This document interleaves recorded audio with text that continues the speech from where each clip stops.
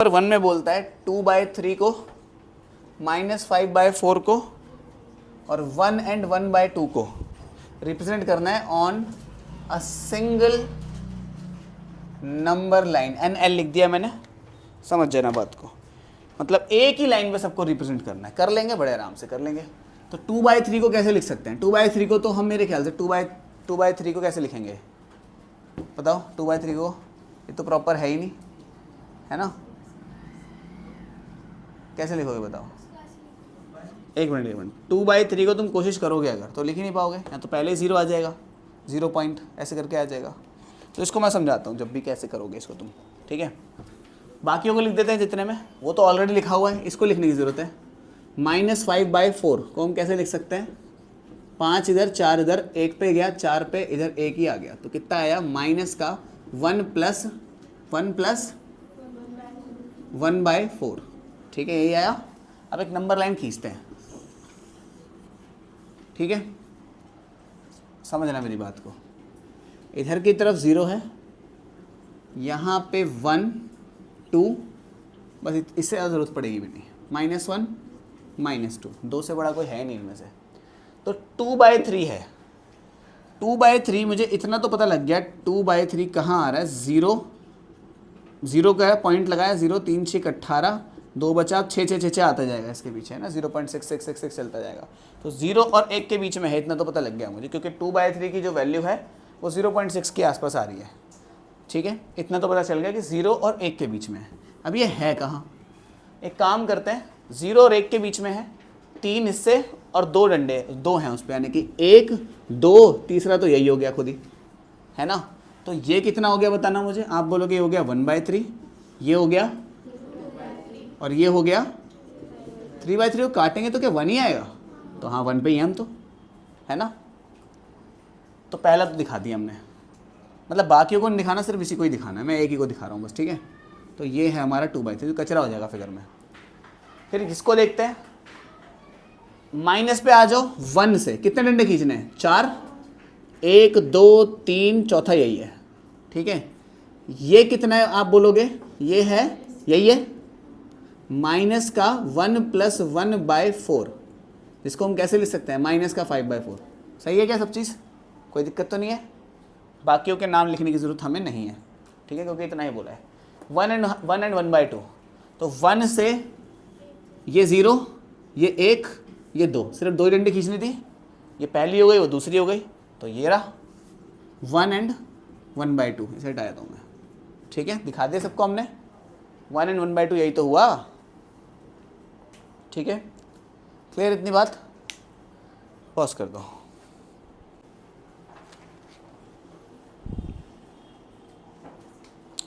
तो देखते हैं सेकेंड क्वेश्चन जो है 3.4 का, find 3 distinct rational number that lie strictly between, कह रहा है -1/2 एंड 1/4 के बीच में 3 नंबर लाए करते हैं, लाई स्ट्रिक्टली बिटवीन दीज 3, ठीक है? तीनों का नाम बताना है हमें, ठीक है? पॉज करना 1 मिनट। तो देखो, इन दोनों के बीच के 3 रैशनल नंबर बताने हैं हमें। तो मैं आपको इसको करने से पहले कुछ एक चीज़ बताना चाहता हूँ। मानो कोई 2 रैशनल नंबर थे, ठीक है? 0 और 1। मैं तुमसे पूछूं कि 0 और 1 के बीच में कितने रैशनल नंबर हैं? इनफाइनाइट रैशनल नंबर्स हैं, ठीक है? 0 और 1 के बीच में भी। कैसे? अगर 0 इधर है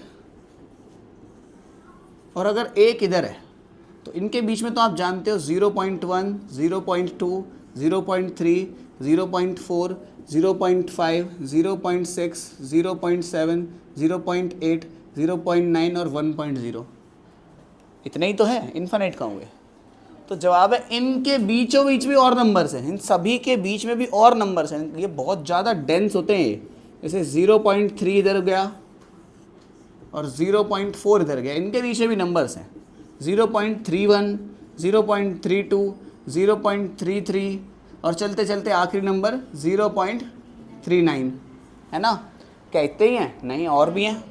तो इसको अगर मैं यहाँ लिख दूँ 0.32 को, इसको अगर मैं यहाँ लिख दूँ 0.33 को, तो इनके बीच में भी नंबर्स हैं, जैसे कि 0.321, 0.322, चलते चलते कहाँ तक पहुँचोगे 0.329 तक। अब इनके बीच में भी नंबर्स हैं, इनके को कितना भी खोल सकते हैं, इसको हम इन्फाइनाइट टाइम्स कर सकते हैं इस प्रोसेस को हम। इसी वजह से कहते हैं दो रैशनल नंबर्स के बीच में इनफाइनाइट रैशनल नंबर्स होते हैं। ठीक है, इसके बाद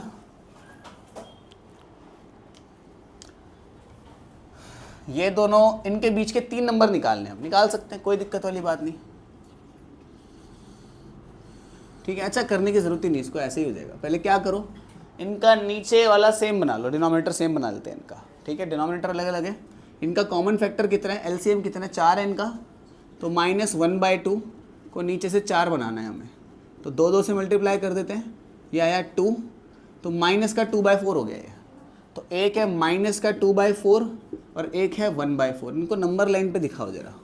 तो आप बोलोगे 1/4 कुछ ऐसा आएगा, 1/4, इसके पीछे क्या आएगा 0/4, इसके पीछे क्या आएगा -1/4, इसके पीछे क्या आएगा -2/4।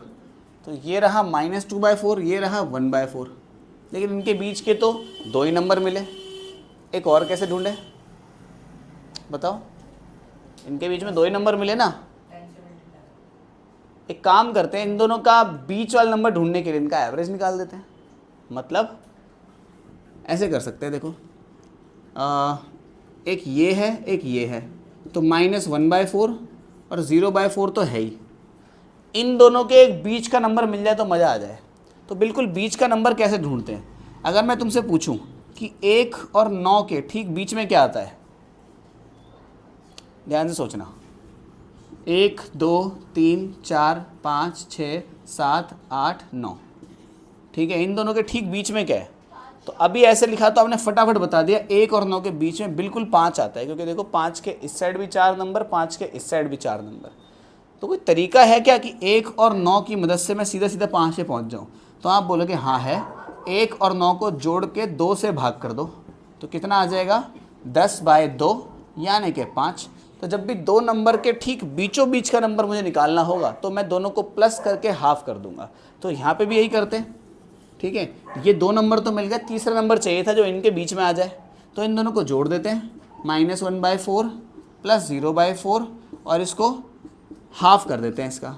ठीक है, तो आ जाएगा हमारा बीच का एक और नंबर, तो -1/4 मल्टीप्लाइड बाय -1/4, 0/4 तो 0 ही होता है तो उसको लिखने की ज़रूरत ही नहीं पड़ी, माइनस से माइनस कट गया, मतलब मल्टीप्लाई हो रहा है ना, तो कितना आ गया 1/16। तो 3 नंबर मिल गए हमें, -1/4, 1/16 और 0। ठीक है, ठीक है, सारी बातें कोई दिक्कत तो नहीं। अरे इन दोनों को जोड़ दिया, 0/4 तो 0 ही था, तो ये तो 0 था, ख़त्म हो गया। अच्छा ये 1/4 था ना इस तरफ, तो कितना हो गया ये 4 2 ज़ा 8, तो इधर 8 आना चाहिए था, है ना। इधर 1/2 था ना, 1 1 ज़ा 1 हुआ और 2 4 ज़ा 8 हुआ, तो इधर 1/8 आएगा यहाँ पे। ठीक है, तो ये 3 नंबर हैं जो ठीक इन दोनों के बीच में आते हैं। ठीक है, अगर चौथा नंबर और पूछ ले तो आप क्या करना, इन दोनों के बीच का एक और नंबर निकाल देना। 5वां नंबर और पूछ ले तो फिर इन दोनों के बीच का कोई और नंबर निकाल देना। हालांकि इसका एक तरीका और है। ठीक है, जैसे आपने यहाँ पे 2 नंबर्स ले आए थे, ये तरीका है, बिल्कुल काम करेगा, 100% काम करेगा। ठीक है, एक तरीका और है, जैसे 2/4 हो गया, 1/4 हो गया, तो इनको थोड़ा बड़ा कर लो। जैसे कि उसने कहा 10 से मल्टीप्लाई कर लो, 10 से इधर, 10 से इधर, 10 से इधर, 10 से इधर, कितना आया -20/40, कितना आया 10/40। अब तो ढूंढ सकते हैं इनके पीछे कितने भी नंबर हम भाई, 10/40 के पीछे 11/40, सॉरी 9/40, उसके पीछे 8/40। अब तो कितने भी ढूंढ सकते हैं हम इनके बीच के नंबर्स, तो इस तरह भी कर सकते हैं हम इसको बिल्कुल। ठीक है, इतनी बात क्लियर होती है। पहले वाले तरीके से तो कर सकते हैं, ऐसे भी कर सकते हैं। इसके बाद सिंप्लीफाई, एक बहुत ही बेकार सी बात बोली इन्होंने तीसरे क्वेश्चन में कि -1/4 + 5/12, इसको सिंप्लीफाई करना है। एलसीएम बताओ कितना हुआ 12, 4 के टेबल में 12 कितने पे आता है 3 को ऊपर वाले से मल्टीप्लाई किया, 12 के टेबल में 12 कितने पे आता है, 1 को ऊपर वाले से मल्टीप्लाई किया, कितना हुआ 2 बाय, यानी कि 1 बाय। चौथे क्वेश्चन में क्या कहता है, अ टेलर हैज़ इतने मीटर ऑफ फाइन सिल्क, मतलब टोटल कितने सिल्क है उस पर, सिल्क है उस पर 15 whole 3 by 4। If making 1 kurta required, एक कुर्ता के लिए,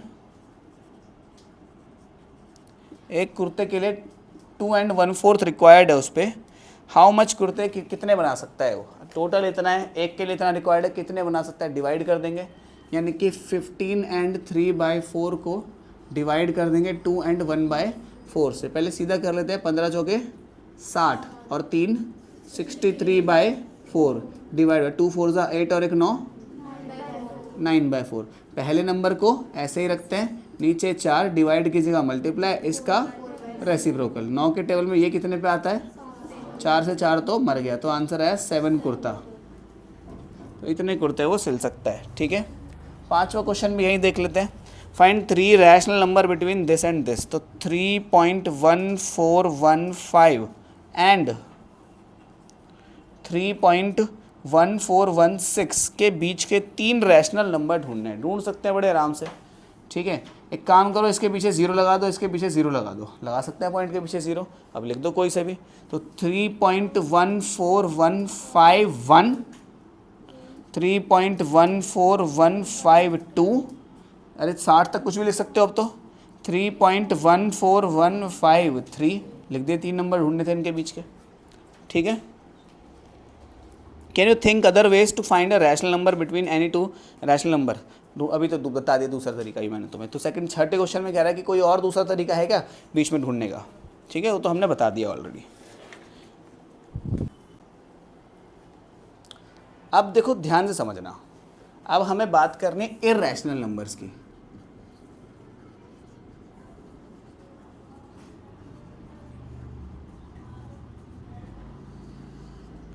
जो इररैशनल नंबर्स हैं, ठीक है, इनकी बात करनी है हमें।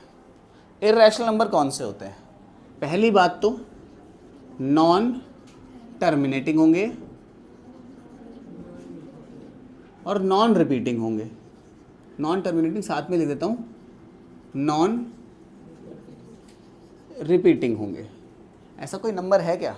है, जैसे कि रूट का 5, इसकी वैल्यू निकालते हैं हम। छोटी क्लासों में तुमने लॉन्ग डिवीजन मेथड पढ़ा है। 5 इधर कैसे करते थे, पॉइंट के पीछे हमें जितनी वैल्यूज़ चाहिए इसकी उतनी 0 लगा देते थे हम। एक काम करते हैं, पॉइंट के पीछे की 2 डिजिट निकालते हैं। फॉर एग्जांपल अगर मुझे पॉइंट के पीछे की 2 डिजिट चाहिए तो मैं 2 4 0 लगाऊंगा अंदर की तरफ। ठीक है, तो एक पेयर ये बना, एक पेयर ये बना, एक सिंगल पेयर ये रह गया। 2 2 जा 4, एक माइनस करा, कितना आया 1, ऊपर से 2 0 ऐसे ही आ गए। 2 2 को जोड़ा, कितना आया 4। ठीक है, तो 4 के पीछे और नीचे कुछ लगाना है कि 100 आ जाए, 100 के आसपास का कोई नंबर आ जाए। एक काम करते हैं, 5 5 लगा के देखेंगे तो बहुत बड़ा हो जाएगा। 3 3 लगा के देखें, 3 3 जा 9, 4 3 जा 12, बड़ा ही हो गया ये भी। तो क्या करते हैं, 2 2 लगा के देखते हैं, 2 2, 2 2 जा 4, 2 4 जा, तो कितना हुआ, इधर लगाया हमने 2, इधर लगाया हमने 2, तो आ गया हमारा 84। कितना बच गया, 6 और 1 16, ऊपर से 2 0 और आ गए। अगर 2 यहाँ लगाया था, 2 यहाँ लगाया था, तो 2 आपको जोड़ना पड़ेगा। 44 के पीछे कुछ ऐसा लगाओ कि 1600 के आसपास कुछ आ जाए। देखते हैं, 44 के पीछे 4 4 ही लगा के देख लेते हैं। 4 4 जा 16, 4 और 16 और एक 17, 4 और 16 और एक 17, तो 176 थोड़ा छोटा हो गया है ना, हमें 3 3 लगाना चाहिए था यहाँ पे। लगाओ ज़रा, 3 3 जा 9, 3 4 जा 12, नहीं हाँ ठीक है, 3 4 जा 12, 3 4 जा 12 और 13, तो ये ठीक लग रहा है। ये 3 3 1 3 2 9, अब कुछ बच रहा होगा नीचे, तो लगभग जो इसकी वैल्यू आती है 2.23 करके कुछ ऐसे आ रही है। ठीक है, अब एक बात बताना है यहाँ पे, इसकी वैल्यू जब आप तुम और भी निकालोगे, जैसे मैंने पॉइंट की बात की 2 डिजिट निकालने चाहे, इसीलिए मैंने 4 0 लगाए यहाँ पे। अगर पॉइंट के बाद के 3 डिजिट निकालना चाहता मैं तो मैं 6 0 लगाता, 4 डिजिट निकालना चाहता तो मैं 8 जीरो लगाता। अगर तुम 100 जीरो भी लगा दोगे ना यहाँ पे, तो भी तुम पाओगे कि इसकी जो वैल्यू है वो ऐसी है जो रैंडमली चल रही है, 2 4 3 6 6 4 2 2 9। मैंने रैंडम नंबर लिख दिए, बिल्कुल बिल्कुल रैंडमनेस चल रही है, ना कोई पैटर्न बन रहा है ना रिपीट हो रहा है, कुछ भी नहीं हो रहा है इसमें, नॉन रिपीटिंग है और नॉन टर्मिनेटिंग है। ठीक है, √2 की वैल्यू बिल्कुल चलती ही जा रही है, बेसिकली इसकी वैल्यू नॉन टर्मिनेटिंग है, नॉन रिपीटिंग है। रूट के अंदर ऐसा कोई भी नंबर आ जाए जो कि नॉट अ परफेक्ट स्क्वायर है, वो ऐसा ही रहेगा, ऐसा ही बिहेव करेगा। रूट के अंदर कोई भी ऐसा नंबर आ जाए जो कि परफेक्ट स्क्वायर नहीं है, जैसे कि रूट के अंदर 6 आ जाए, क्या 6 रूट से बाहर आ सकता है? रूट के अंदर 10 आ जाए, क्या 10 रूट के बाहर आ सकता है? रूट के अंदर 2 आ जाए, क्या 2 रूट के बाहर आ सकता है? तो ये सारे के सारे इर्रेशनली होते हैं। इनकी सभी की जब आप डेसिमल एक्सपेंशन करने बैठोगे, ठीक है, तो ये रैंडम नंबर्स आएंगे पीछे। अच्छा एक बात बताना, कौन सा इसमें से इर्रेशनल नंबर नहीं है इन दोनों में से? मैं 2 नंबर 2.4682432469246246246। एक ऐसा है 2.782742849782742849 ऐसा चल रहा है। कौन सा इसमें से इर्रेशनल है, कौन सा नहीं है? पहला वाला इर्रेशनल है, क्योंकि वो ना ही टर्मिनेट हुआ और ना ही रिपीट हुआ, चलता भी जा रहा है। नीचे वाला रिपीट हो गया, 782742 कितना गया, 42849 यहाँ पे, फिर दोबारा 7827424849 फिर रिपीट। तो ये ऐसे रिपीट होता नहीं, होना नहीं चाहिए। तो ये तो हो गया रैशनल, और ये हो गया कैसा? इर्रेशनल। इर्रेशनल वो तभी बनेगा ना ही टर्मिनेट हो ना ही रिपीट हो। क्लियर इतनी बात? अच्छा फिर हम एक बात बताओ, हमें पता कैसे चला कि जो ये √5 है, क्योंकि हमने सारी वैल्यू तो इसकी निकाली नहीं। हो सकता है जैसे ये जो नंबर था ये इतनी देर बाद जाके रिपीट हुआ, एक्चुअल में तो हमने सिर्फ इतनी ही वैल्यू निकाली इसकी, 2.23 तक ही निकाली है ना। हो सकता जैसे ये नंबर था, ये बहुत 10 नंबर बाद जाके रिपीट हुआ। ठीक है, तो पहले के साइंटिस्ट वगैरह ने नोट कर लिया ना इतना, ऐसे नंबर्स की, जैसे ये √2 है, ऐसे नंबर्स की आगे डेसिमल एक्सपेंशन करी उन्होंने।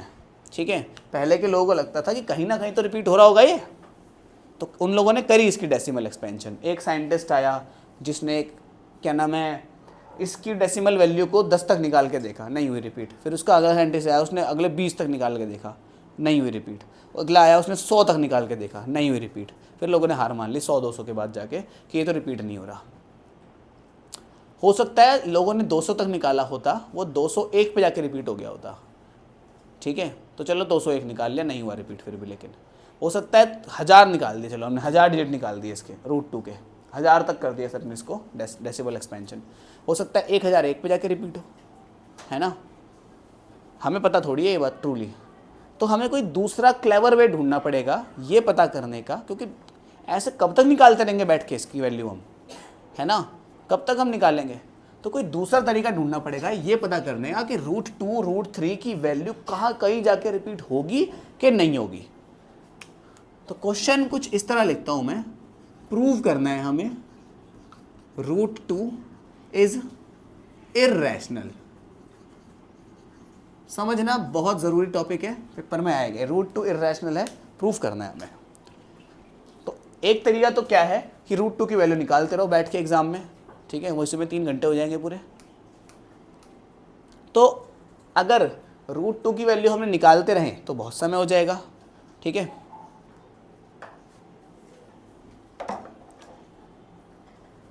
√2 की वैल्यू अगर हम निकालते रहे तो बहुत समय लग जाएगा।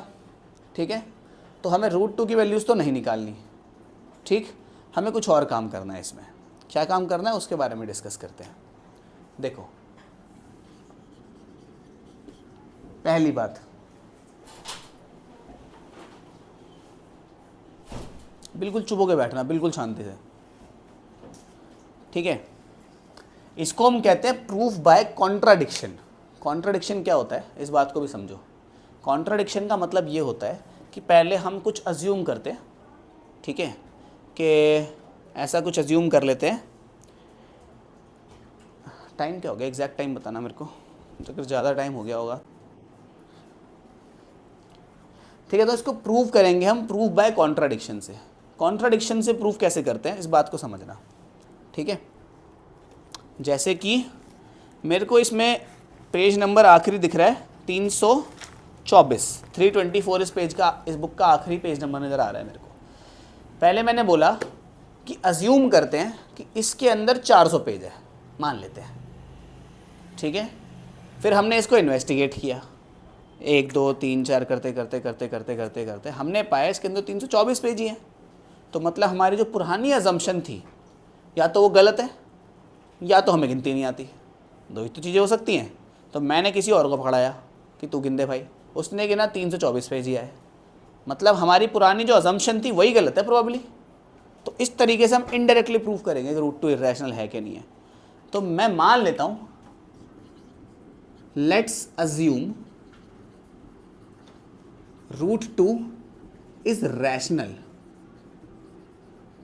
मान लेते हैं रूट 2 रैशनल है रैशनल, मान लेते हैं ऐसा।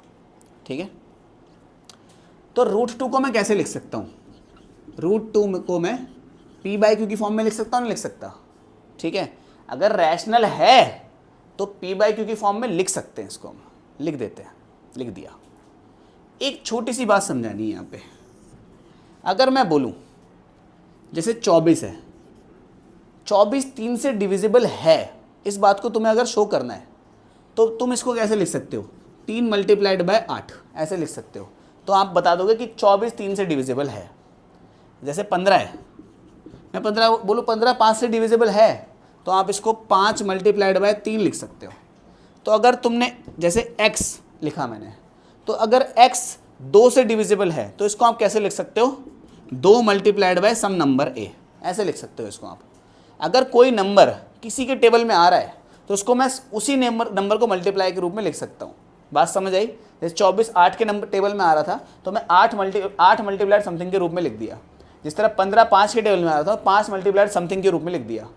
जैसे मैं बोला कि 14 जो है क्या वो 2 से डिविजिबल है, तो मैं इसको 2 मल्टीप्लाइड बाय समथिंग के रूप में लिख सकता हूँ, और समथिंग की वैल्यू है 7। ठीक है, इस केस में हमें पता है। जैसे अगर y, मैं बोलूँ तुमसे कि y 5 से डिविजिबल है, तो आप इसको कैसे लिख सकते हो? 5 मल्टीप्लाइड बाय समथिंग, कुछ भी बोल दो, a बोल दो, b बोल दो, फर्क नहीं पड़ता उससे। तो ठीक है, क्लियर इतनी बात, बस ये समझानी थी। तो ठीक है, तो मान लेते हैं ये दोनों, मैंने क्या लिख दिया, मान लेते हैं रूट 2 क्या है? रैशनल है, तो उसको मैंने p बाई क्यू की फॉर्म में लिख दिया। एक काम करो, स्क्वायर करो दोनों तरफ, स्क्वायरिंग कर सकते हैं दोनों तरफ, स्क्वायरिंग बोथ साइड्स। तो इधर तो हो गया रूट 2 का स्क्वायर, इधर हो गया p square by Q square. दोनों तरफ क्या कर दिया हमने? स्क्वायरिंग कर दी।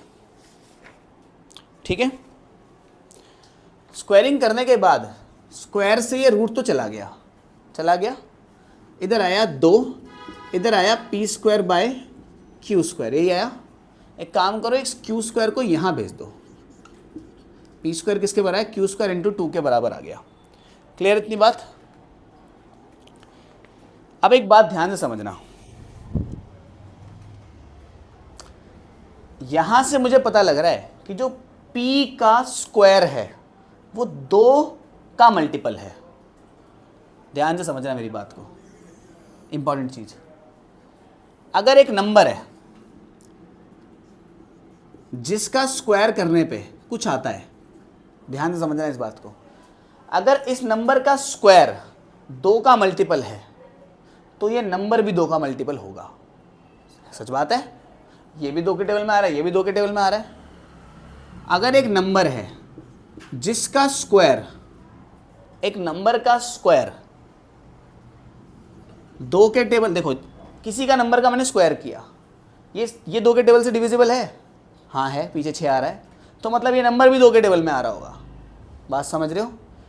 दोबारा से एक और एग्जांपल, अगर किसी नंबर का स्क्वायर 2 से डिविजिबल है तो ये नंबर भी 2 के टेबल में आ रहा होगा। अब तो समझ गए, इतने एग्जांपल बहुत हैं।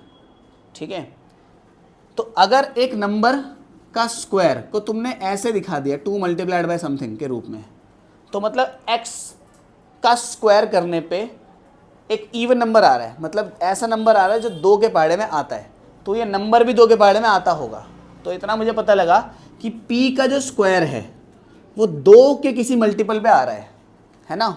तो मतलब जो p है, p square is a multiple of 2, ऐसे लिख सकता हूँ मैं कि जो p का स्क्वायर है वो 2 का मल्टीपल है।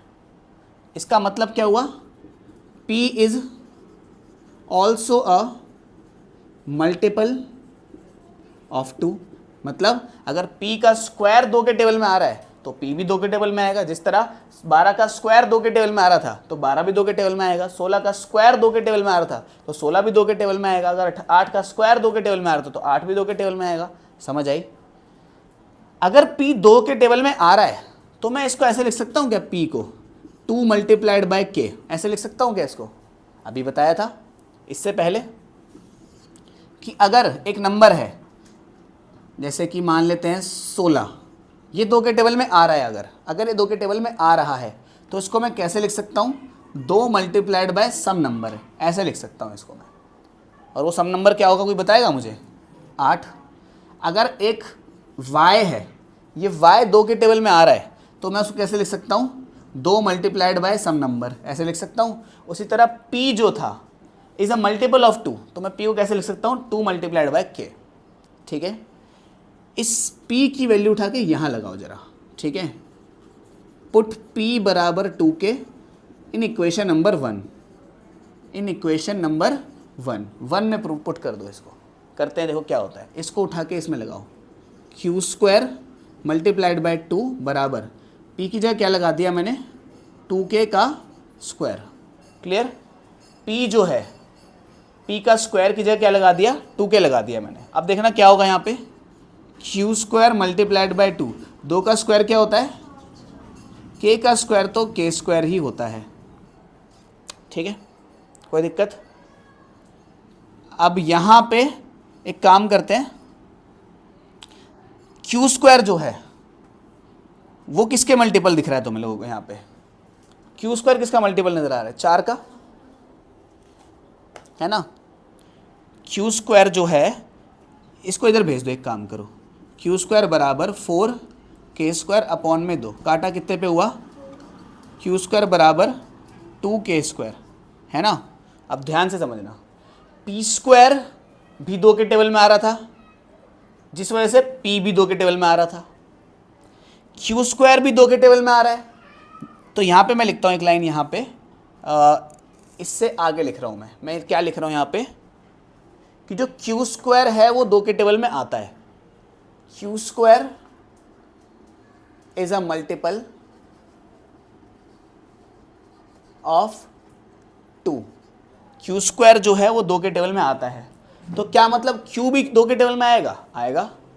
सो q is also a multiple of 2, q भी 2 के टेबल में आ रहा है, p भी 2 के टेबल में आ रहा है, तो ये p बाय क्यू की फॉर्म बनी कैसे रही है भाई? अगर p भी 2 के टेबल में आ रहा है, q भी 2 के टेबल में आ रहा है, तो ये तो p बाय क्यू की फॉर्म ही नहीं है। समझ रहे हो बात को? ये तो दोनों ही कट रहे हैं। दैट मीन्स p, ऐसे लिखता हूं मैं, p and q both have a common multiple,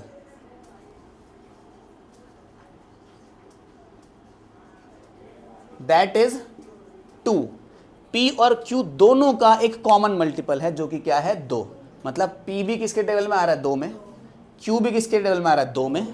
तो इन दोनों का एक कॉमन मल्टीपल है क्या, 2 इनका एक कॉमन मल्टीपल है।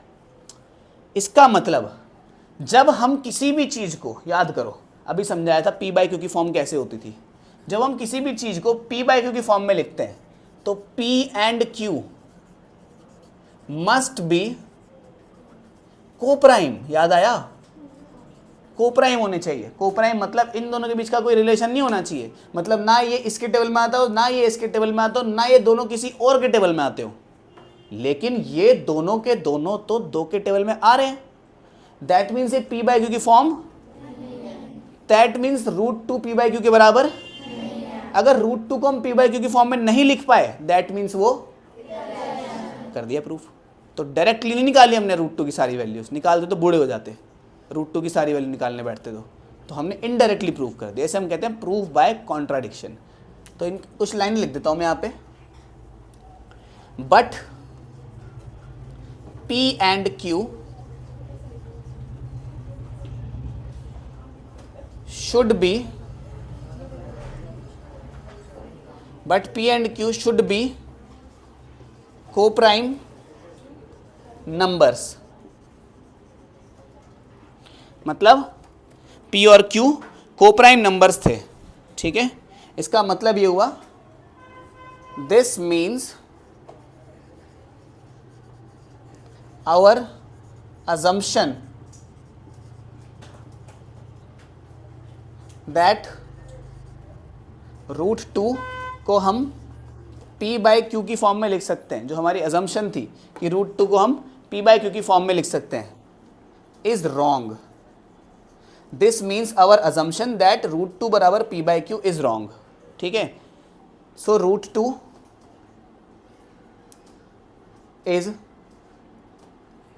Not rational.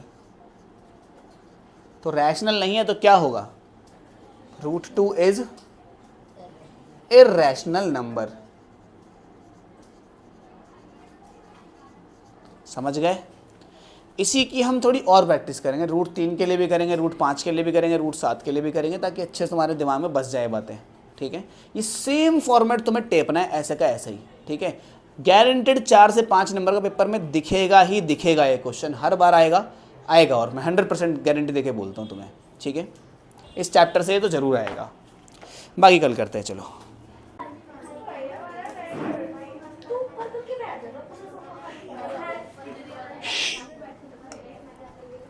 ओके, तो लास्ट टाइम हमने प्रूफ किया था कि रूट टू इर्रेशनल नंबर है कि नहीं है, ठीक है। हमने पाया था कि रूट टू इर्रेशनल नंबर नहीं है, उसको हमने प्रूफ बाय कॉन्ट्राडिक्शन से किया था वो काम, ठीक है। तो अब यहाँ पे सेम क्वेश्चन को मैं रूट 3 के लिए करता हूँ, ठीक है। Prove that root 3 is irrational. Root 3 irrational है, उसको करते हैं हम, ठीक है। तो अगेन हम लॉन्ग डिवीजन से तो कर नहीं सकते क्योंकि इसका आंसर बहुत बड़ा आएगा, तो मैं ऐसा उल्टा मानता हूँ, ठीक है। जिस फॉर्मेट में मैं करवा रहा हूँ उसी फॉर्मेट में आपको याद रखनी है चीज़ें, ठीक है। Let's assume root 3 to be rational. मान लेते हैं कि जो रूट 3 है हमारा वो कैसा है, रैशनल है। तो अगर ये रैशनल है तो रूट 3 को हम P बाई क्यू की फॉर्म में लिख सकेंगे। यहाँ पे P and Q must be क्या होने चाहिए, दोनों ये कोप्राइम। याद है, कोप्राइम मतलब के ये दोनों किसी और के टेबल में नहीं आने चाहिए, ठीक है। हम इसको यहाँ भेजते हैं तो P की वैल्यू कितनी आ गई, इसको इधर भेजा तो Q इंटू में रूट 3, यही हो गई। इसके बाद मैंने क्या किया, दोनों तरफ स्क्वायर किया, ठीक है। स्क्वायरिंग बोथ साइड्स, तो इधर तो हो जाएगा P स्क्वायर, इधर हो जाएगा Q स्क्वायर, रूट 3 रूट से बाहर आ जाएगा, सिर्फ और सिर्फ 3 हो जाएगा। इतनी बात तो समझ आ गई होगी सबके, है ना। याद रखना, किसी भी रूट वाले नंबर का जब हम स्क्वायर करते हैं तो स्क्वायर से रूट कट जाता है और 3 का 3 ही आ जाता है, ठीक है। इतनी बात क्लियर हो गई सबके। इसके बाद तो यहाँ पे ये जो इक्वेशन है, this equation says that Q square is a multiple of 3, ठीक है। सॉरी, Q स्क्वायर नहीं, P square is a multiple of 3। तो इसका दूसरा अर्थ ये भी हुआ कि अगर P स्क्वायर 3 का मल्टीपल है तो P भी 3 का मल्टीपल होगा। P इज, मैं ऐसे लिखता हूँ, this indicates that P is also a multiple of 3। आप चाहो तो इस लाइन को इसके नीचे भी लिख सकते हो, ठीक है। इतनी बात समझ आ गई, क्योंकि P स्क्वायर 3 का मल्टीपल है तो 3 भी P का मल्टीपल है। अगर P 3 का मल्टीपल है तो P को हम कैसे लिख सकते हैं, 3 इंटू K के रूप में लिख सकते हैं। अभी तो बोला P 3 के टेबल में आ रहा है, अगर 3 के टेबल में आ रहा है तो 3 के टेबल में किसी नंबर पे जाके आ रहा होगा, तो P की जगह 3 के इक्वेशन नंबर 1 में लगा दो, ठीक है। तो इसे पुट कर दो इन इक्वेशन 1 में, ठीक है। तो P की जगह उठा के इधर हमने क्या लिख दिया, 3k का स्क्वायर बराबर 3 इंटू क्यू स्क्वायर। इसका स्क्वायर किया कितना आया, 9k स्क्वायर, इधर कितना आया 3q स्क्वायर। इससे ये कट गया, समझ रहे हो ना, इसके नीचे कट जाता है 3 पे, तो 3k स्क्वायर बराबर q स्क्वायर।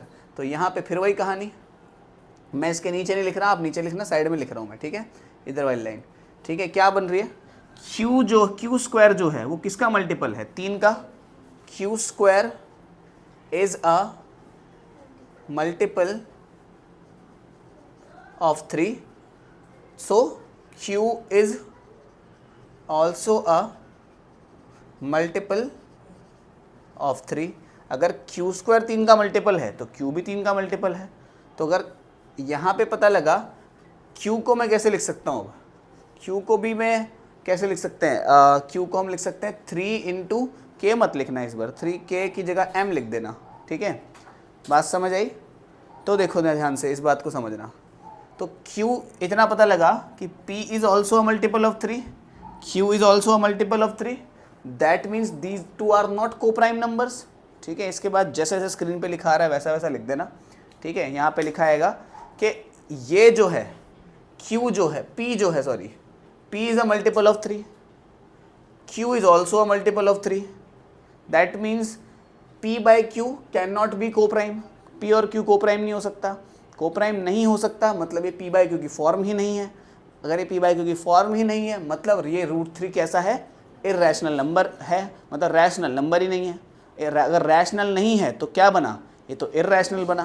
क्या इतनी बात समझे कैसे हुआ ये कहानी, ठीक है। अपनी अपनी कॉपियों में सेम काम आपको √5 के लिए करना है, ठीक है। सेम काम √2 के लिए किया, √3 के लिए किया, √5 के लिए करना है, ठीक है। और ध्यान रखना इसकी प्रैक्टिस आपको होनी चाहिए इन सभी बातों की, ठीक है। आगे बढ़ते हैं, पॉज करना। क्वेश्चन में हमें शुरुआत करनी होती है डेसिमल के टाइप से, कि कितने टाइप की डेसिमल होती है, ठीक है। ध्यान दो यहाँ पे। अब यहाँ पे पहला टाइप जो मैं पढ़ रहा हूँ वो है टर्मिनेटिंग डेसिमल। थोड़ा बहुत इसके बारे में हमने बताया था। टर्मिनेटिंग डेसिमल, टर्मिनेटिंग डेसिमल कौन सी होती है, फॉर एग्जाम्पल मैंने ऐसे लिखा 5/2, 5/2 लिखा, इसको तुमने डिवाइड करो, इसको 5 इधर 2 इधर, है ना। 2 के टेबल में 5 कितने पे आता है, 2 पे, 4, 1 बचा, पॉइंट लग के 0 हुआ, 5 इधर 10। उम्मीद है आपको पॉइंट वाली डिवाइड आती होगी। तो इसका आंसर, और देखो ध्यान से, पॉइंट के एक नंबर बाद ये टर्मिनेट हो गया। टर्मिनेट हो गया से मेरा मतलब ये खत्म हो गया, ये आगे एक्सपेंड नहीं हुआ। तो जैसे कितना आया इसका आंसर 2.5। फॉर एग्जाम्पल ऐसे है कुछ 30 अपॉन में मान लेते हैं 8, ठीक है, 30 अपॉन 8। इसे सॉल्व करते हैं, देखते हैं क्या आता है। 30 इधर 8 इधर, 8 3 24, कितना बचा 6, पॉइंट लगा 0 आया। 8 के टेबल में 60 आता है क्या, छोटा, 8 7 जा, कितना बचा, पॉइंट तो है ऑलरेडी 0 आ गया, 8 पंजे 40 और ख़त्म। कितना हुआ 3.75। ये भी डेसिमल टर्मिनेट हो गई, है ना। एक और देखो जरा, यहाँ की तरफ देखना, इस साइड में देखो। एक मैं डेसिमल ऐसे लिखता हूँ 5/3, इसको देखो जरा क्या है ये, करते हैं इसको। इधर 5 इधर 3, है ना। 5 के टेबल में ये कितने पे आएगा, 1 पे, 3 लिया, कितना बचा, उधर पॉइंट लगा, इधर 0, बोलना कितना आया, 6 पे, कितना बचा, फिर पॉइंट से फिर 0 आया, फिर 6 पे 18, तो क्या 6 6 6 6 6 रिपीट होता जाएगा। तो ये जो टर्मिनेट नहीं हो रही, तो इसे मैं बोलूँगा non terminating decimal. Non terminating decimal मतलब which is the decimal which is not terminating. ये कितना हो गया 1.66666 ऐसे चलता जाता है ये। और इसको मैं कैसे लिख सकता हूँ, 1.6 के ऊपर बार, ऐसे लिख सकते हैं इसको। इसके ऊपर बार है मतलब इसका ये कि बार बार रिपीट हो रहा है, ठीक है। अब एक बात बताओ, मुझे कैसे पता कि कौन सा टर्मिनेट होगा कि कौन सा नहीं होगा? मैंने जानबूझ के ये वाले एग्जाम्पल यहाँ लिखे कि जो टर्मिनेट हो रहे हैं, और जो नॉन टर्मिनेटिंग एग्जाम्पल है वो मैंने वहाँ लिखा। मुझे कैसे पता? मैं तुम्हें बताता हूँ कैसे पता। मैं चेक करता हूँ डिनोमिनेटर को। अगर डिनोमिनेटर के अंदर, डिनोमिनेटर में नीचे की तरफ 5 या 2 के अलावा कुछ और है तो वो कभी टर्मिनेट हो जाएगा। दोबारा से 5 और 2 है ना अगर नीचे, तो वो टर्मिनेट हो जाएगा। फॉर एग्जाम्पल समझाता हूँ मैं इस बात को। मैं 3-4 डेसिमल लिखता हूँ यहाँ पे, ठीक है? ये इसके अंदर नहीं है, ठीक है? जैसे कि ऐसा है 3/5, नीचे क्या आ रहा है? 5 आ रहा है, ये टर्मिनेट हो जाएगा। यकीन नहीं मानते मेरी बात पे? चेक कर लो चाहो तो। इधर 3, इधर 5। अच्छा 5/3 नहीं हुआ था, 3/5 हो जाएगा क्योंकि डिनोमिनेटर में 5 आ रहा है इस बार। कैसे हो जाएगा चेक कर लो। 5 के टेबल में 0.0630 खत्म। अच्छा ये बताओ 2/8, ये बताओ टर्मिनेट होगा नहीं होगा? हो जाएगा। डिनोमिनेटर में या तो 5 का कोई मल्टीपल आ जाए या 8 का या 2 का कोई मल्टीपल आ जाए, समझ रहे हो? और किसी का ना है, या तो 5 का या तो 2 का, तभी टर्मिनेट होगा, अदरवाइज नहीं होगा। अच्छा इसका बताओ 3/7, ये टर्मिनेट होगा क्या? नहीं होगा, क्योंकि ना ये 5 के टेबल में आ रहा है ना ये 2 के टेबल में आ रहा है। मतलब नीचे वाला जो नंबर हो ना वो 5 या 2 का कोई मल्टीपल होना चाहिए। समझ रहे हो बात को? अगर ऐसा है मानो 3/3, ये टर्मिनेट हो जाएगा क्या? अरे ये तो हो जाएगा यार, कट जाएगा ना वो तो। हमेशा थोड़ी देखना होता है, अगर कट रहा है तो सीधे सीधे काट दो। ये बताओ 16/4, ये तो टर्मिनेटेड है, 4 ही है ये तो। इसका बताओ 3/10, कैसे पता? क्योंकि जो 10 है वो 2 के टेबल में भी आता है, 5 के टेबल में भी आता है ना? अगर एनसीईआरटी की भाषा में लिखें इसको तो ऐसे लिखना पड़ेगा कि इसको हम ऐसे लिख सकते हैं 2 × 5, दैट मीन से टर्मिनेट हो जाएगा, क्योंकि नीचे 2 और 5 लेके आना होता है हमें कुछ भी करके। या फिर ऐसा है अगर 19 मान लेते हैं 50, अब बताओ होगा नहीं होगा? कैसे पता? जो डिनोमिनेटर है वो 2 के टेबल में आता है और 5 के टेबल में आता है, उसके अलावा और किसी में नहीं आना चाहिए। फॉर एग्जाम्पल अगर मैं ऐसे लिख दूँ 19/30, अब होगा क्या? क्यों नहीं होगा? समझना, ये जो 19 है नीचे क्या है? 5 तो है, 2 भी है, लेकिन 3 भी तो है। 5 दूनी 10, 10 तिया 30। तो ये जो 3 है ना ये इसको टर्मिनेट नहीं होने देगा, ये इसे चलाता रहेगा बार बार बार बार बार बार। बात समझ रहे हो? नीचे जो डिनोमिनेटर है उसमें 5 और 2 के अलावा कुछ और नहीं आना चाहिए, तब जाके वो टर्मिनेटिंग बनेगा। अगर उसके नीचे कुछ भी है, जैसे कि नीचे ऐसा है कुछ 7 इधर है, इधर मान लेते हैं कुछ, मान लेते हैं ऐसा कुछ 21 है नीचे, है ना? तो 21 क्या होता है? 21 क्या होता है? 7 × 3 होता है। ये तो दोनों ही नहीं आएंगे, है ना? बात समझे मेरी बात को? थोड़ा सा और रुकते हैं इसी बात पे। मुझे बताना कि कौन सा टर्मिनेट होगा और कौन सा टर्मिनेट नहीं होगा, बिना डिवाइड करे बताना है। और हमें खास बात ये है इसकी,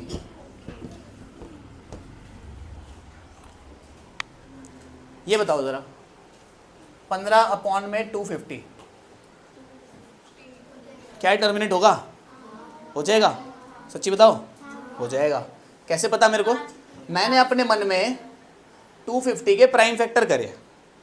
इधर आया 50 पे, ये आया 10 पे, ये आया 5 पे, ये आया 1 पे, है ना?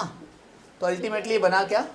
15/5 की पावर 3 और 2 ऐसा का ऐसा ही तो बन गया। मैंने बताया था नीचे 5 और 2 आना चाहिए और कुछ नहीं आना चाहिए, तो ये टर्मिनेट होगा। तो ये टर्मिनेट होगा। तो अगर नीचे डिनोमिनेटर में 5 और 2 की कुछ भी पावर हो सकती है, अगर इस फॉर्म में आ रहा होगा तो टर्मिनेट हो जाएगा, अदरवाइज वो टर्मिनेट नहीं होगा। एक और क्वेश्चन देखो, ऐसा ही ऊपर ऐसा 17 है, नीचे क्या ले ले? मान लेते हैं 350 ले लेते हैं, ठीक है? 350 के प्राइम फैक्टर करो पहले तो आप। 350 कितना हुआ बोलना?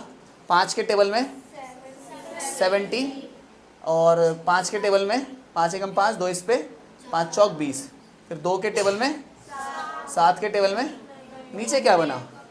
ऊपर नीचे क्या बना? 17 में 5 का तो हो गया स्क्वायर, 2 ऐसे ही आ गया और 7 ऐसे ही आ गया। अब नहीं होगा टर्मिनेट। क्यों नहीं होगा? ये दोनों तो ठीक है, ये इसको टर्मिनेट नहीं होने देगा, ये जो 7 का फैक्टर है। एक बात और, क्या हम हमेशा इस तरह चेक कर सकते हैं? फॉर एग्जाम्पल इस क्वेश्चन को देखो, ऊपर 14 है और नीचे 350 है, क्या ये टर्मिनेट होगा कि नहीं होगा? सोच कर बोलना, वीडियो पॉज करो थोड़ी देर का और सोचो, होगा नहीं होगा। क्योंकि अगर जो मैंने बात बताई तुम उस तरीके से इसको लिखोगे, 14 अपॉन में क्या है? 350 है। 350 को अभी हमने ऐसे लिखा था, अभी तो लिखा था यार 350 को ऐसे प्राइम फैक्टर करके, कितना हुआ? 5 का स्क्वायर इंटू 2 इंटू 7। अरे ये तो गया ना, कितना बना? 2 अपॉन में, अच्छा ये भी गया, तो 1/5 का स्क्वायर बना है, तो ये तो टर्मिनेट होगा। अब तो कैंसिल आउट भी कर लेना चेक करने से पहले, ऐसे ही मत लिख देना न्यूमरेटर डिनोमिनेटर देख के लिख दिया सीधा सीधा कि नहीं टर्मिनेट होगा, होगा नहीं होगा। समझ रहे हो? अगर ये जो एक्स्ट्रा फैक्टर बन रहा है तुम्हारा, ये ऊपर वाले से कट रहा है तो काट देना उसे, फिर डिसाइड करना कि टर्मिनेट होगा कि नहीं होगा। मेरे ख्याल से इतने तुम्हारे भेजे में घुस गया होगा। करना है, पूछा है टर्मिनेटिंग है कि नॉन टर्मिनेटिंग है। इन लोगों ने वैसे तो किसी किसी का डेसिमल एक्सपेंशन भी पूछा हुआ है ना? जैसे फर्स्ट क्वेश्चन में डेसिमल एक्सपेंशन पूछा है, तो बता देते हैं क्या दिक्कत है। इसको सीधा करो, 8 × 24 और 25, 25 इधर 8 इधर, देख के बताओ टर्मिनेट होगा नहीं होगा? होगा। डिवाइड कर लो डेसिमल एक्सपेंशन के लिए, 25 इधर 8 इधर, ठीक है? करना जरा, 8 है, 1 बचा पॉइंट लगा 0 आया, 8 एकम 2 बचा पॉइंट से 0 आ गया, 8 दूनी 4 से 0 आया, 8 पंजे खत्म, कितना हुआ? 3.125। So it is terminating decimal. 2/11 terminate हुआ कि नहीं होगा? नहीं होगा। इधर 2 इधर 11, डेसिमल एक्सपेंशन पूछा है इसलिए करके दिखा रहा हूँ। 11 के टेबल में 2 तो आता ही नहीं, 0 लगा, पॉइंट लगा 0 आया, 11 एकम 11, कितना बचा? पॉइंट से 0 आ गया, 8 पे 88, कितना बच गया? पॉइंट से 0 आ गया, कितने पे हुआ जल्दी बोलो? 1 पे 11, कितना हुआ? 9 पे कितना आया? तो देख सकते हो तुम 18 चल रहा है, दोबारा करने की जरूरत नहीं है इसको, सिंपल 0.18 ऐसे चलता आ रहा है, या फिर 0.18 के ऊपर बार, क्योंकि 18 बार बार रिपीट हो रहा है इसके अंदर। बढ़िया। अब ये सारे पार्ट, आप ये वाला पार्ट थर्ड पार्ट खुद से करना है 3/13 का, ठीक है? जहाँ पे जाके रिपीट हो जाए उसके ऊपर बार लगा देना जाके, या करके दूँ? अब देखना, अगर मैं 1/7 निकाल लूँ, सिर्फ 1/7 निकाल लूँ अगर मैं, तो 2/7, 3/7, 4/7, 5/7, 6/7 निकालना बड़ा आसान हो जाएगा मेरे लिए। समझाता हूँ कैसे। 1/7 निकालते हैं, इधर 1 इधर 7 निकालते हैं। चलो, 0 लगा, पॉइंट लगा, इधर 0 आया, 7 एकम कितना बचा? पॉइंट से 0 आया, 7 दूनी 24, नहीं 7 × 21, 7 × 28, कितना बचा? 2, पॉइंट से 0 आया, कितना हुआ? 7 दूनी 14, 6 बचा, पॉइंट से 0 आया, 60 से छोटा 86, 7 8 ज़ा 56, कितने पे? 4, पॉइंट लगा 0 आया, फिर बोलो जल्दी से, कितने पे? 5 पे 35, कितना बचा?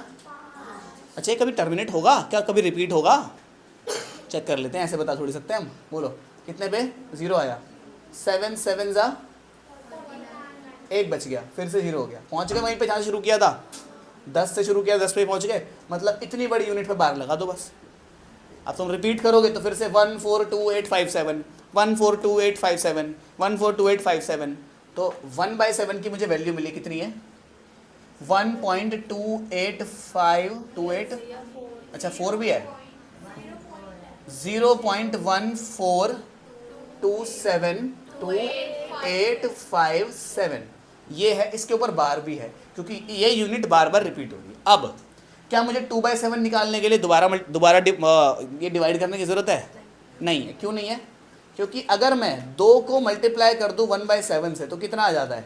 2/7। तो मतलब कि समझना मेरी बात को, क्या करा है मैंने, इस तरफ 2 से मल्टीप्लाई कर दिया, इस नंबर को मैंने 2 से मल्टीप्लाई कर दिया, तो इधर भी 2 से मल्टीप्लाई करना पड़ेगा। करना ज़रा इसको 2 से मल्टीप्लाई, 0.14287 को 2 से मल्टीप्लाई कर दो, 7 दूनी 14, 4 इधर 1, 5 दूनी 10 और 1 11, इधर 1, 7 8 दूनी 16 और 1 17, 2 दूनी 4 और 1 5 4 दूनी 8 2 2 2 तो 0.28571 यही बना, सही है क्या? चेक कर लो कैलकुलेशन, ठीक है। अब क्या निकालना है मुझे? 3/7 निकालना है। 3/7 के लिए क्या करेंगे? 3 को मल्टीप्लाई कर देंगे 1/7 से, तो ये इसको अब 3 से मल्टीप्लाई कर लेना, ये आंसर आ जाएगा, समझ गए। अब 4/7 के लिए 4 से मल्टीप्लाई कर देना 1/7 को, तो इसको 4 से मल्टीप्लाई कर देना, ये आंसर आ जाएगा। तो इस तरह आप सारे निकाल सकते हो 6/7 तक के। अरे समझ आ रहा है? बहुत फास्ट तो नहीं हो रहा? बढ़िया, ठीक है। इसके बाद 1/17, ये थोड़ा डेसिमल एक्सपेंशन इसका लंबा चलेगा, मैं चाहूँगा कि खुद से आप ट्राई करो इसको, ठीक है।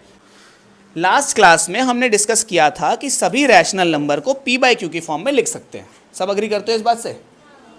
मैंने बताया था कि 2.3 के ऊपर बार, ये जो नंबर है ये क्या है? ये 2.333333 तो है ये भी एक रैशनल नंबर है, ये भी बताया था मैंने। ये भी क्या है? एक रैशनल नंबर है एक, तो मतलब इसको भी तो p/q की फॉर्म में लिख सकेंगे हम। कैसे लिखें अब इसको? p/q की फॉर्म में कैसे लिखेंगे? एक तरीका है मेरे पास, देखना ध्यान से। ये एक्चुअल में है कौन? देखना, क्वेश्चन मेरा ऐसा है कि राइट 2.3 के ऊपर bar in the form of p/q, मतलब कि 2/3 के ऊपर जो बार है ना, इसको p/q की फॉर्म में लिख कर दिखाओ। कैसे लिखेंगे देखना। पहली बात, अगर प्रॉब्लम समझो इस क्वेश्चन को, इस क्वेश्चन में क्या प्रॉब्लम है। जब ऐसे हुआ करता था, जैसे 2.34692 ऐसे करके कुछ है, मैं बोलूँ इसको p/q में लिख के दिखाओ, इसको p/q में लिख के दिखाओ, तो तुम क्या करोगे? पॉइंट को यहाँ से हटाते थे, यहाँ लगाते थे 2344692 और नीचे कितने जीरो लगा देते थे? 1 2 3 4 5 जीरो लगा देते थे और बोलते थे काम हो गया, ख़त्म कहानी, है ना। 3 4 5, हाँ ठीक है, बोल देते हो गया, p/q में लिख दिया मैंने इसको। लेकिन इसको p/q में लिखने में पता है क्या गड़बड़ हो रही है? मैं समझाता हूँ, देखो। इसको p/q में लिखने में गड़बड़ ये हो रही है कि इसमें ये ऐसा है 2.33333333 चलता जा रहा है। अब इसको पॉइंट को कहाँ लेके जाऊँगा भाई मैं? समझ रहे हो प्रॉब्लम कहाँ पड़ रही है? ये तरीके से तो नहीं हो सकता ये, तो हमें कुछ और तरीका खोजना पड़ेगा। क्या तरीका खोजें? I have a plan, listen to me. इसको किसी एक नंबर के बराबर मानो, कोई भी एक नंबर हो सकता है, x कह देते हैं उस नंबर को हम। 2.3 के ऊपर बार ऐसे मानते हैं इसे, कोई परेशानी इतने में किसी को? अब क्या करो, इसको एक्सपेंड करो थोड़ा सा। x कितना है? 2.3333 एंड सो ऑन, ऐसे जा रहा है कहीं, है ना। अब क्या करो, दोनों को दोनों तरफ 10 से मल्टीप्लाई कर दो। मुझे क्या करना है, क्यों कर रहा हूँ मैं 10 से मल्टीप्लाई? ताकि ये पॉइंट एक बार यहाँ से यहाँ चले जाए। क्या कर रहा हूँ मैं? इसको इक्वेशन नंबर 1 कहता हूँ मैं, ठीक है, कह सकते हैं इसको इक्वेशन नंबर 1 कहते हैं। मैं क्या कर रहा हूँ? मल्टीप्लाई बोथ साइड बाय 10, दोनों तरफ 10 से मल्टीप्लाई करो। कर देते हैं भाई। ये x है तो ये कितना हो जाएगा? 10x कितना हो जाएगा? और ये 2.3 है, 2.333, तो पॉइंट एक बार यहाँ से यहाँ कूद जाएगा क्योंकि 10 से मल्टीप्लाई किया है। जब भी पॉइंट को 10 से मल्टीप्लाई करेंगे तो पॉइंट एक बार से इधर जंप कर जाता था। कितना हो गया? 23.3333 एंड सो ऑन। इसको इक्वेशन नंबर 2 बोल देते हैं। कोई दिक्कत परेशानी इतने में? कोई दिक्कत नहीं किसी को भी। अब मेन काम क्या आता है? इक्वेशन नंबर 2 में से इक्वेशन नंबर 1 को घटा दो। इक्वेशन नंबर 2 में से इक्वेशन नंबर 1 को घटा दो। क्यों घटाएंगे? देखो कैसे घटाएंगे। इक्वेशन नंबर 2 ऊपर लिखता हूँ मैं, 10x बराबर 23.3333 एंड सो ऑन। ये लिखी मैंने, कौन सी इक्वेशन है? Equation number 2। अब घटानी है कौन सी इसमें से? इक्वेशन नंबर 1, x बराबर 2.3333 एंड सो ऑन। पता है ना, पॉइंट के नीचे पॉइंट आना चाहिए। अब दोनों को घटा दो। घटाओ, क्या बनेगा? 10x में से 1x गया, कितना आया? 9x आया। 23 में से 2 गया, कितना आया? 21। ओके, पॉइंट 3 में से 3 गया, 3 में से 3 गया, 3 में से 3 गया, 3 में से 3 गया, मतलब पूरी पीछे की ट्रेल खत्म कर दी हमने। मज़ा आ गया। तो कुछ लगाने की ज़रूरत ही नहीं है अब हमें।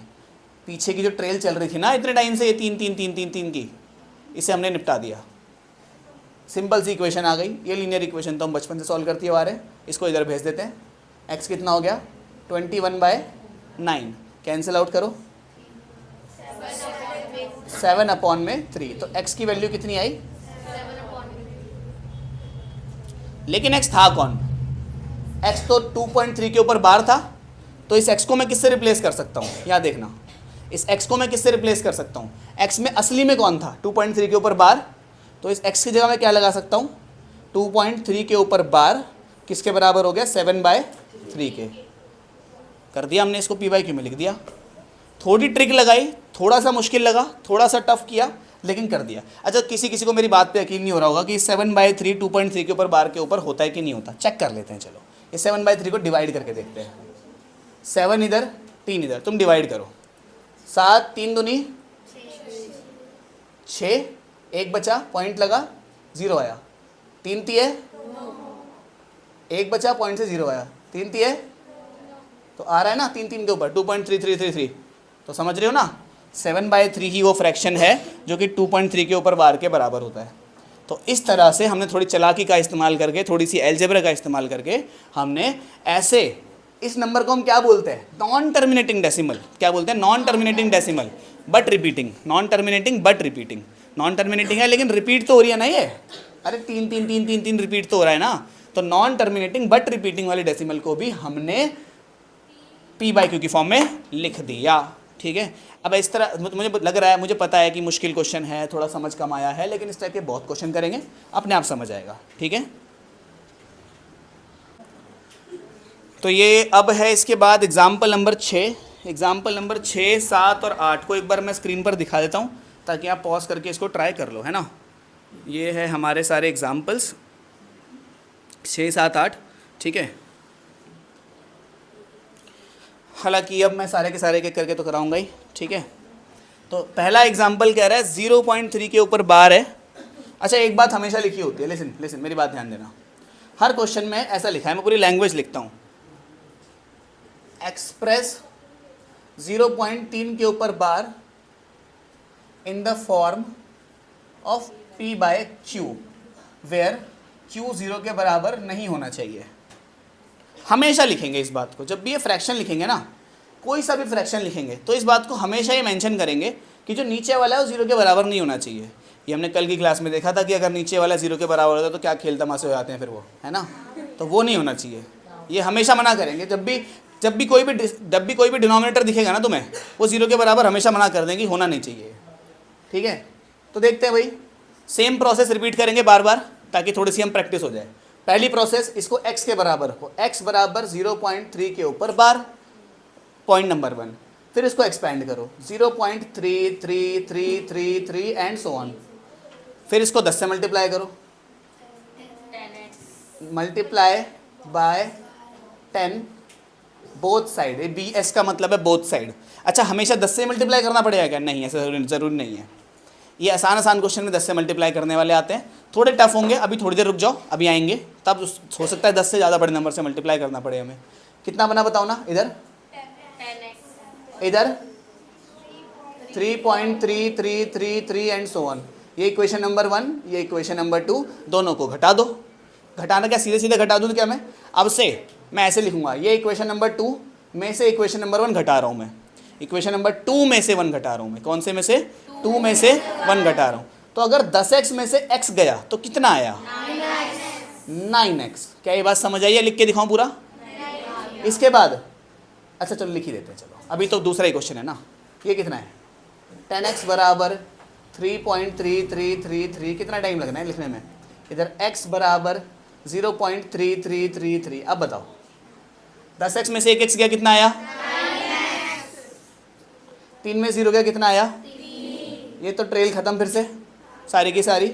इसको नीचे भेजा तो x की वैल्यू क्या आई? 3/9। कैंसिल आउट करा, लेकिन x था कौन एक्चुअल में? किसके बराबर आया? बढ़िया। नेक्स्ट क्वेश्चन देखते हैं। अगला क्वेश्चन है एग्जाम्पल नंबर कौन सा हो गया अभी? एग्जाम्पल नंबर 7 हो गया ना।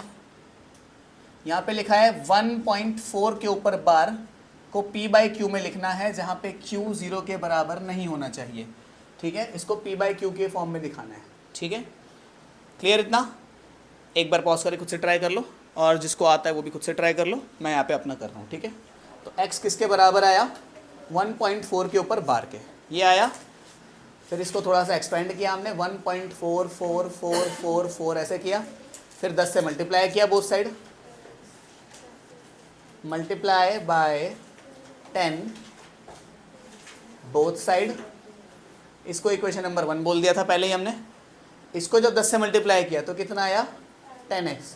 इसको जब 10 से मल्टीप्लाई किया तो पॉइंट यहाँ से यहाँ कूद गया, तो 14.4444 ये बनी हमारी इक्वेशन नंबर 2।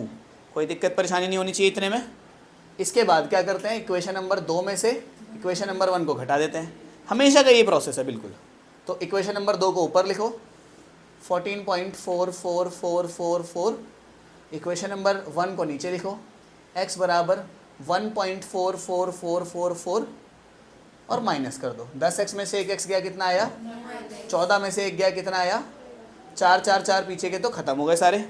इधर कितना हुआ, ये नीचे आया इसके, तो x बराबर 13/9। तो ये आया हमारा 1.44।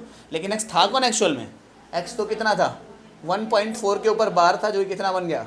13/9। ये बनता है हमारा फाइनल आंसर, है ना? बात समझ आई होगी सबके आपके। नेक्स्ट क्वेश्चन पे चलते हैं।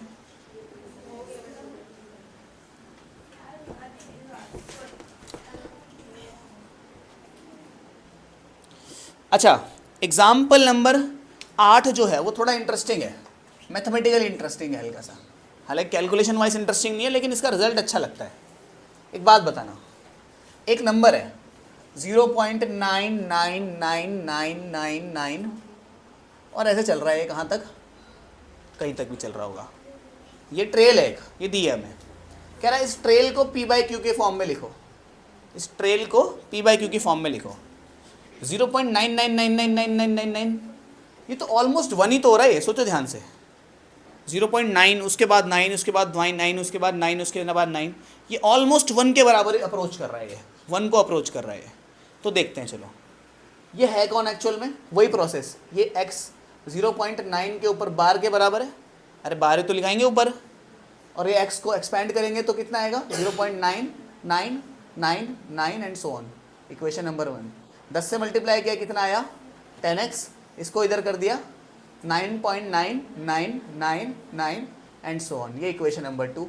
इक्वेशन नंबर 2 में से इक्वेशन नंबर 1 को घटा दिया। अच्छा, मैंने वो लाइन नहीं लिखी बीच में, मल्टीप्लाई बोथ साइड बाय 10, यहाँ पे लिख देना जहाँ पे मैंने लाइन खींची है, यहाँ पे वो लाइन लिख देना, मल्टीप्लाई बोथ साइड बाय 10 वाली।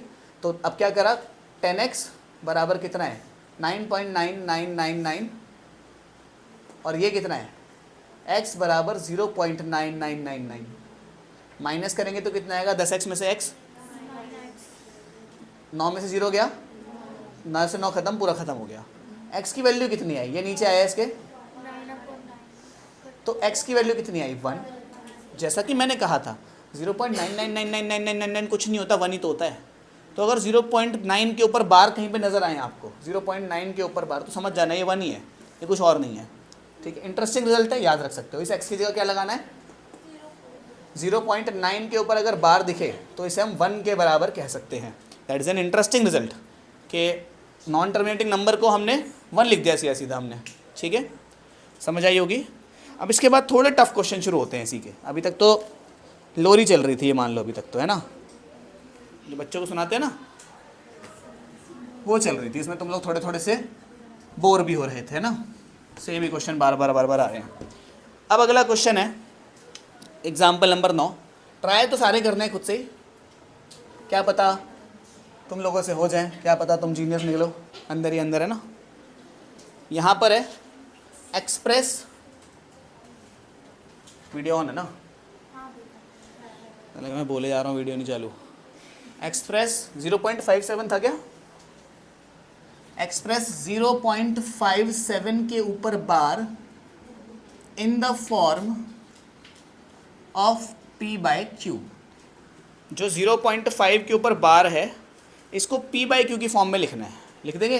हाँ लिख देंगे, क्या दिक्कत है।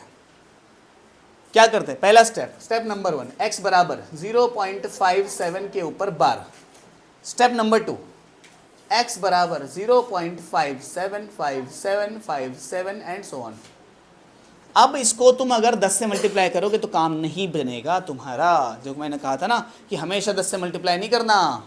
अब क्या करें सोचना, हमें उस नंबर से मल्टीप्लाई करना पड़ता है, हमें उस नंबर से मल्टीप्लाई करना पड़ता है जो कि हमें ट्रेल ऐसी की ऐसी दे दे। ट्रेल किसकी है एक बात बताना मेरे को ध्यान से, सारे इधर इधर ध्यान दो। ट्रेल है किसकी, 575757 की ट्रेल है। अगर मैं 10 से मल्टीप्लाई कर दूंगा फिर ये 757575 की ट्रेल हो जाएगी। बात समझ रहे हो, ट्रेल गलत हो जाएगी यहाँ पे। हमें कुछ ऐसे नंबर से मल्टीप्लाई करने की ज़रूरत है जो कि 5757 की ट्रेल दे वापस से। तो 100 से कर देते हैं। तो अगर मैंने 100 से करा तो पॉइंट यहाँ पूछेगी इधर, है ना। तो देखो इसके पीछे 575757 की तो ट्रेल है, इससे काम हो जाएगा। तो मल्टीप्लाई बोथ साइड बाय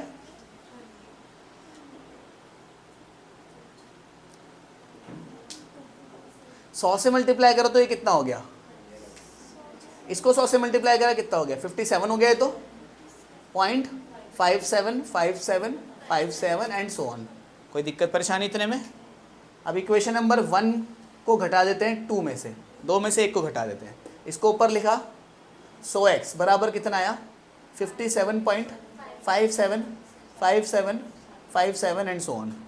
इसको नीचे लिखा कितना आया, x बराबर 0.575757। ऐसे लिखते समय एक बात ध्यान रखना, क्या बात ध्यान रखना कि पॉइंट के नीचे पॉइंट आना चाहिए। इसको अगर मैं आगे से लिख देता तो गलत हो जाता, पॉइंट के नीचे पॉइंट आना चाहिए। कितना हुआ बताना, 99x। इधर कितना आया, ये ट्रेल खत्म, x की वैल्यू क्या आई 57 अपॉन में। क्या ये आंसर हो सकता है, नहीं हो सकता, कट रहा है। कैसे पता मेरे को, 3 के टेबल से कट रहा है। 7 5 12 होता है ना, तो 12 3 के टेबल में आता है, 9 9 18 होता है, ये भी 3 के टेबल में आता है। काटो जरा 3 के टेबल से, 3 एकम 3, 2 कैरीज पे 3 निम 27 है ना, और ये कितने पे 33। तो आंसर आया हमारा 19/33। ये बना हमारा एग्जाम्पल नंबर 9। ठीक है, चलते हैं नेक्स्ट एग्जाम्पल पे। ओके, तो ये हमारा सेकेंड लास्ट एग्जाम्पल है। इसमें कह रहा है 0.001 के ऊपर बार। ओके, करते हैं same process. x is equals to 0.001 के ऊपर बार। कोई परेशानी, फिर x बराबर, ये ट्रेल कैसी है देखो ध्यान से, 0.001 001 001 001 एंड सो ऑन, ऐसी ट्रेल है। इस बार किससे मल्टीप्लाई करें, अच्छा 3 आ गए क्या यहाँ पे। इस बार किससे मल्टीप्लाई करेंगे, 1000 से करना पड़ेगा ना। क्यों, क्योंकि अगर इससे कर देंगे तो ट्रेल खराब, तो इसको सीधा 1 यूनिट पीछे पहुंचाना होता है हमें। एक बात ध्यान दे लो, अगर यहाँ पे 3 के ऊपर बार है, अगर यहाँ पे 3 के ऊपर बार है तो ऐसे नंबर से मल्टीप्लाई करना जिसमें 3 जीरो हों। अगर यहाँ 2 के ऊपर बार होता तो ऐसे नंबर से मल्टीप्लाई करते जिसमें 2 जीरो हैं। इधर 3 के ऊपर बार है ना, तो ऐसे नंबर से मल्टीप्लाई करो जिसमें 3 जीरो है। 3 जीरो वाला कौन सा नंबर होता है, 1000। तो मल्टीप्लाई बोथ साइड बाय 1000। ये कितना बना 1000x। ये कितना बना, पॉइंट यहाँ कूद गया 1 पॉइंट। अच्छा आगे जीरो लगाने का कोई मतलब है क्या, ये जीरो तो लगाएंगे नहीं। 1.001 001 001 एंड सो ऑन, ये बन गया। अब क्या करें, इसको इक्वेशन नंबर 1 कहते हैं, इसको इक्वेशन नंबर 2 कहते हैं। तो 2 में से 1 को घटा देते हैं, क्या बनेगा फिर, इसको इधर लिखा 1000x बराबर 1.001 001 001। ऊपर वाला क्या था, x इधर 0.001 001 001। ध्यान देने वाली बात यह है, पॉइंट के नीचे पॉइंट आना चाहिए, अगर नहीं होगा तो क्वेश्चन गलत हो जाएगा। 1000 में से 1 गया 999 x, 1 में 0 गया, 1 ही आ गया, इसे नीचे भेजते हैं। तो x बराबर 1 अपॉन में 999। x की जगह क्या लगा देना, ये लगा देना यहाँ पे। ठीक है, अगला एग्जाम्पल देखते हैं। अगर फास्ट लग रहा है तो रिपीट कर लो, ठीक है, क्योंकि बहुत आसान क्वेश्चन है यार। ये जो अभी मैं करवा रहा हूँ ये 9th क्लास के एग्जाम में 100% आएगा। मैं लिख के देता हूँ 3 से 4 नंबर में आता है ये, ठीक है। 9th क्लास का, तो फर्स्ट टर्म के एग्जाम में भी आएगा, सेकंड टर्म के भी एग्जाम में भी आएगा। और ऐसा ही टेढ़ा मेढ़ा क्वेश्चन देंगे जिसमें 3 या 4 नंबर के बाद पॉइंट लगाते हैं, ठीक है। ओके, तो ये अगला है क्वेश्चन नंबर, हमारा क्वेश्चन नंबर 11 बच रहा है बस, सॉरी एग्जाम्पल नंबर 11 बच रहा है बस। एग्जाम्पल 11 क्या है इसमें, 0.4178 0.4178 के ऊपर बार है और इसको p बाई क्यू में लिखना है। इसको हमें किस में लिखना है, ऑफ कोर्स q 0 के बराबर नहीं होना चाहिए। इस बार परेशानी ये है कि सब पे बार नहीं है, लास्ट के 3 पे बार है। कर लेंगे क्या, सही लिखा है ना मैंने, 2 पॉइंट है क्या, अच्छा आगे 2 है, क्वेश्चन गलत लिख दिया इधर। 2.4178 के ऊपर बार, 2.4178 के ऊपर बार, ये क्वेश्चन है। कर लेंगे, देखो कैसे करेंगे। इसको x के बराबर लिखा, 2.4178 के ऊपर बार, ऐसे लिखा है इसको। अब क्या किया, इसको एक्सपेंड किया, x बराबर 2.4178 178 178 178, इस तरह लिख दिया इसको। क्यों बार बार क्यों लिखा, क्योंकि सिर्फ 178 के ऊपर बार था, 4 के ऊपर थोड़ी था बार। फिर क्या करें, इसको किससे मल्टीप्लाई करें, इसको ऐसे नंबर से मल्टीप्लाई करना पड़ेगा कि वो 178 की यूनिट पे जाए। ओके, तो क्या मैं इसको यहाँ पहुँचा दूँ, नहीं पहुँचाना पड़ेगा, इधर काम नहीं बनेगा ना, या बन जाएगा, सोचो। अभी क्या चल रहा है पीछे, 2.4178 तो 4 को तो हटाना पड़ेगा कुछ करके तुम्हें, इसको सीधा यहीं पहुंचा देते हैं श्योर रखने के लिए, इससे तो पक्का ही बन जाएगा काम। तो किससे मल्टीप्लाई करा, 1 2 3 4 से, यानी कि 10,000 से मल्टीप्लाई करा इसको, 10,000 से मल्टीप्लाई करा हमने दोनों साइड, लिख लेना मल्टीप्लाई बोथ साइड बाय 10,000। इसको 10,000 से मल्टीप्लाई करा, कितना आया 10,000 x, ये पॉइंट यहाँ से आ कूद गया, 24178.178 ऐसे चल रहा है, कोई परेशानी नहीं होनी चाहिए इतने में। अब 1 मिनट और रुकना, अब मैं इसमें से इसको नहीं घटा सकता, अभी मैं क्यों नहीं घटा सकता, अगर तुम घटाओगे तो क्या आएगा, इधर 2.4178, ये कुछ नहीं है ना, इधर पॉइंट अभी नहीं है, ये यहाँ पे है पॉइंट अभी। अब देखना, अगर मैंने इसको इसमें से घटा दिया तो आंसर नहीं आएगा, क्यों नहीं आएगा, आप चाहे तो माइनस करके देखो, इसमें से अगर 2 घट भी जाएगा तो पीछे 4 इससे तो मैच ही नहीं हो रहा, देखो ना ध्यान से, पॉइंट के पीछे इसमें 4 है, पॉइंट के पीछे क्या है 4, लेकिन पॉइंट के पीछे इधर तो 1 है, तो ये तो माइनस होकर ट्रेल खत्म ही नहीं करेगा इसकी, है ना। तो हमें क्या करना चाहिए, इसको एक बार 10 से भी मल्टीप्लाई करना चाहिए, इसको एक बार 10 से भी मल्टीप्लाई करना चाहिए। ये इक्वेशन नंबर 1 है, मैं पूरी स्टेटमेंट लिख देता हूँ यहाँ पे। एक बार मैंने इक्वेशन नंबर 1 को 10,000 से मल्टीप्लाई किया, एक बार मैंने इक्वेशन नंबर जो 1 थी ना उसको 10,000 से मल्टीप्लाई किया, ये आया। एक बार मैंने इक्वेशन नंबर 1 को 10 से मल्टीप्लाई किया, एक बार इसी इक्वेशन नंबर 1 को 10 से मल्टीप्लाई करो, कितना आया 10x बराबर, इसको 10 से मल्टीप्लाई करा, पॉइंट यहाँ से कूदा, कितना आया 24.178 178 यही आया। कोई दिक्कत परेशानी, एक बार इक्वेशन नंबर 1 जो थी उसी को ही मैंने 10,000 से मल्टीप्लाई करा और इसी इक्वेशन को एक बार 10 से ही मल्टीप्लाई किया, करना पड़ सकता है ऐसा, ट्रेल खत्म करनी है ना हमें। यस,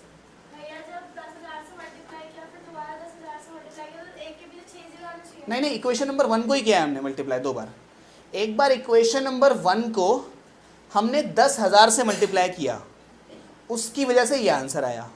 फिर इक्वेशन नंबर 1 को ही हमने दोबारा से 10 से मल्टीप्लाई किया, इसको नहीं किया।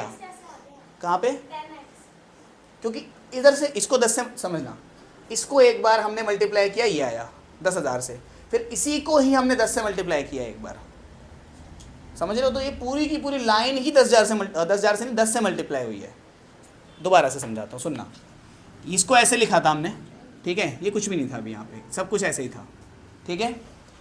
इस इक्वेशन नंबर 1 को, क्योंकि मेरे को ट्रेल को यहाँ पहुँचाना था इधर, मैंने इसको 10,000 से मल्टीप्लाई किया तो ये आया था, इसको 10,000 से मल्टीप्लाई किया तो ये आया, इसको 10,000 मल्टीप्लाई किया तो 1 2 3 यहाँ पहुँच गया था, पॉइंट इधर आया था, ये बना था। फिर इस पूरी की पूरी इक्वेशन को ही, इस पूरी इक्वेशन को ही मैंने क्या किया, एक बार फिर से 10 से मल्टीप्लाई किया, उसको मैंने नीचे लिख दिया। अब समझ आई, इसको इक्वेशन नंबर 2 कहते हैं, इसको इक्वेशन नंबर 3 कह देते हैं। 3 इक्वेशन बनी इस बार। क्यों किया ऐसा, अभी तुम समझ आएगा, एक्सरसाइज में ऐसे बहुत सारे क्वेश्चन है जिसमें बार बार करना पड़ेगा ये चीज़ भी, ठीक है।